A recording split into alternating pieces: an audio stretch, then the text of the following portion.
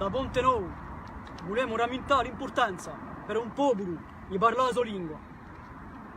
Morta la lingua, morto il popolo. Oggi circondiamo tutti la lingua materna, dare un muro, che la lingua corsa è un testimonio di un popolo corso. Benché la sia troppo spesso disprezzata, per colpa francisata e soprattutto per colpa a noi. Come Luigi quello poeta corso, Santo Casanova, la più grande disgrazia per un popolo è chi perde la sua lingua, perdita anche più irreparabile che quella di libertà. Un popolo incapace di parlare la sua lingua pronunzia è lo stesso la sua sentenza di morte. Quantunque, la sappiamo tutti che oggi è diventato assai difficile da tu bravo corso. Siamo stati colonizzati, siamo stati francisati, abbiamo perso l'uso della lingua nostrale. Tutto che vuole assai forza per scongiurare la sorte.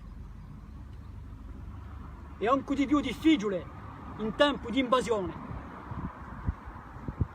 Ma disgraziato a chi non si aiuta e ce la dassi in romeno se ne volemo salvare il corso, perché è la nostra lingua.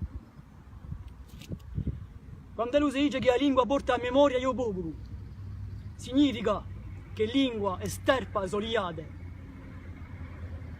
A memoria sono i nostri antenati. A memoria la portiamo tutti nella nostra mente e nel nostro sangue. Fa onore ai suoi antenati e la più bella prova di rispetto e di pietà filiale. Per un momento portiamo sempre la francisata davanti alle spalle, ma i belli giorni la lingua corsa ci faremo, senza aspettare l'avviso di uno Stato coloniale. Tutto che dipende dalla nostra volontà e del nostro amore per la nostra terra e la nostra gente. Ci vorrebbe che lo vedessimo in conto l'aspetto politico della lingua corsa. Scombatte per la lingua e scombatte per il popolo. La lingua non fa il corso, ma lo completa.